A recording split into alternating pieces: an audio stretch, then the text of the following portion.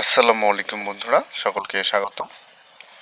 18তম শিক্ষক নিবন্ধনের অর্থাৎ এনটিআরসি প্রিলিমিনারি পরীক্ষার ফল প্রকাশিত, যেখানে নির্বাচিত হয়েছেন 4,79,981 জন এবং এই পরীক্ষাটি অনুষ্ঠিত হয়েছিল দেখুন গত 15 মার্চ 2024 তারিখে।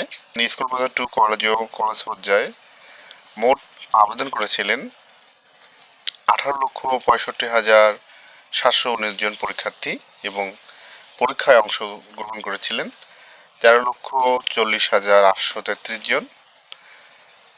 আপনাদের রেজাল্ট আজকে প্রকাশিত হয়েছে। আপনারা আপনাদের রেজাল্টটি দেখতে পারেন ওয়েবসাইটে গিয়ে ndrca.teletalk.com.bd-তে।